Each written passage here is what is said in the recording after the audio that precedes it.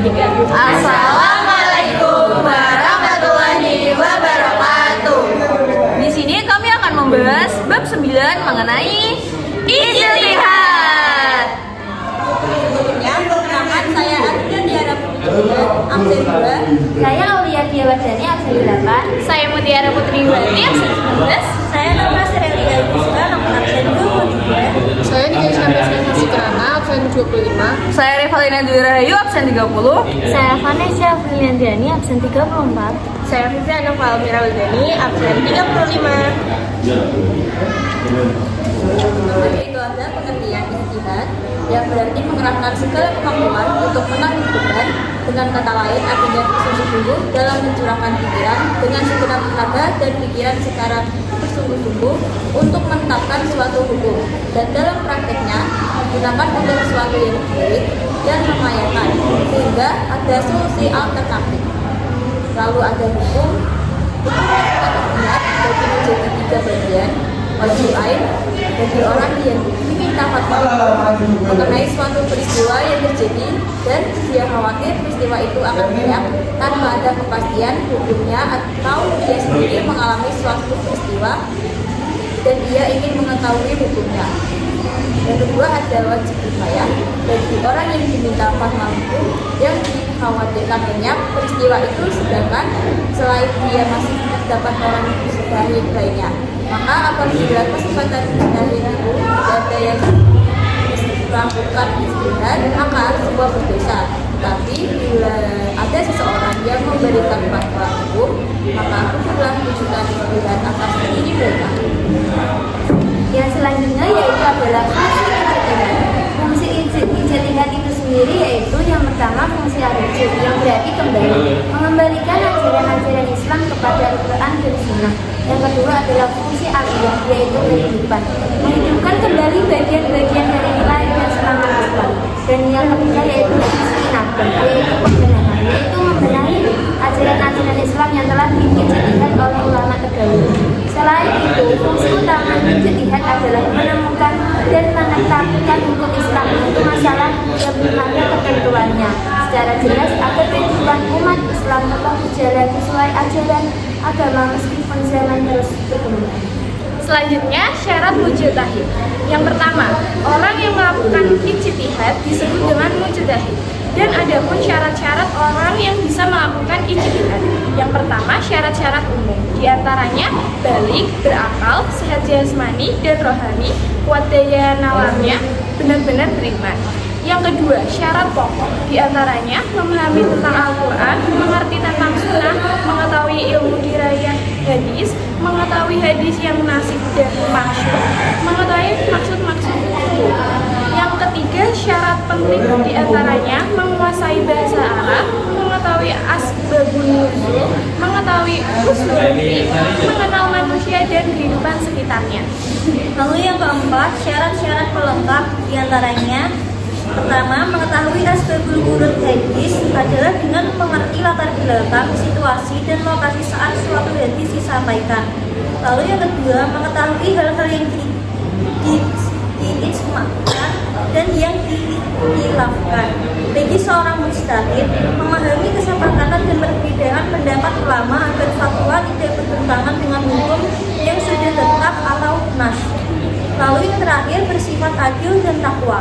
Sifat ini diperlukan agar hukum yang dirumuskan bersifat proporsional dan objektif. Tujuannya adalah menjauhkan proses penggalian hukum atau istinbat dari kepentingan politik atau politik.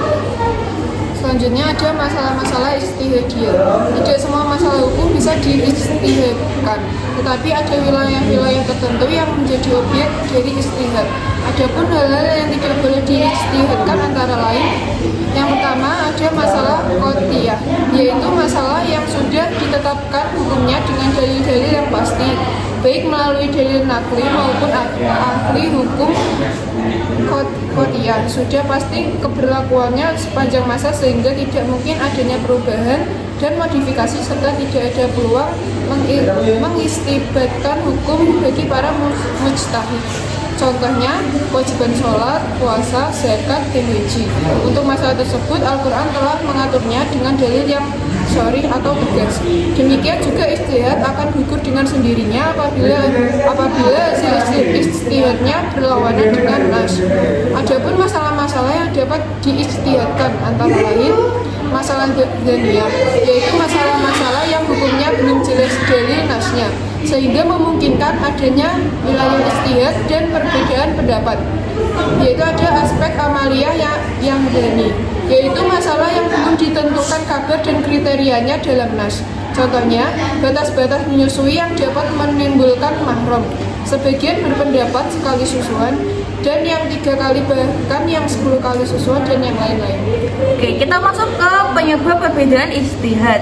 Yang pertama, hal yang dapat menyebabkan perbedaan ijtihad karena perbedaan dalam memahami nas dan dalam menyusun metode ijtihad yang didasari sosiokultural dan geografis mujtahid. Adapun sebab pertama itu adalah karena perbedaan dalam memahami dan mengartikan kata-kata dan istilah, baik dalam Al-Quran maupun hadis. Misalkan dalam Al-Quran terdapat kata qur'u. Sebagian ulama ada yang mengartikan haid dan sebagian yang lain ada yang mengartikan suci. Kedua, berbeda tanggapan tentang ta'rudul, pertentangan antara dalil dan tarjih, menguatkan satu dalil atas dalil lainnya, seperti tentang nasakh dan mansukh, tentang pentakwilan dan lain sebagainya. Yang ketiga, perselisihan tentang ilat dari suatu hukum.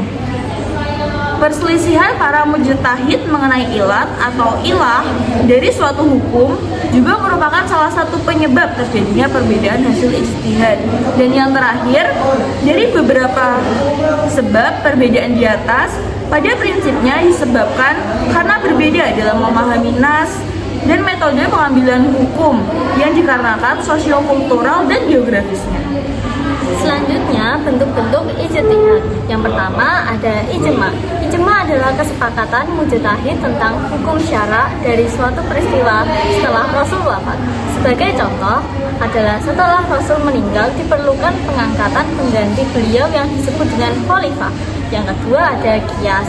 Qiyas adalah menetapkan hukum suatu kejadian atau peristiwa yang tidak ada dasar nasnya dengan cara membandingkan dengan suatu kejadian yang telah ditetapkan hukumnya berdasarkan nas karena ada persamaan ilat atau sifat di antara kejadian atau peristiwa itu.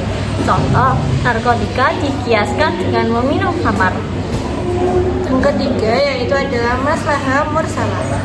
Adalah suatu kemaslahatan di mana syari tidak mensyariatkan suatu hukum untuk merealisasi kemaslahatan itu dan tidak ada dalil yang menunjukkan atas pengakuan atau pembatalannya. Contoh kemaslahatannya yang karena para sahabat mensyariatkan pengadaan penjara, pencetakan mata uang, penetapan tanah, pertanian, dan pemungutan pajak. Yang keempat adalah urf. Urf menurut bahasa berarti kebiasaan, sedangkan menurut istilah suatu yang telah dikenal oleh orang banyak dan menjadi tradisi mereka. Dan tentunya tradisi di sini adalah kebiasaan untuk tidak dilarang. Contohnya saling mengerti manusia terhadap jual beli dengan cara saling memberikan tanpa adanya sikhot lafdliyah.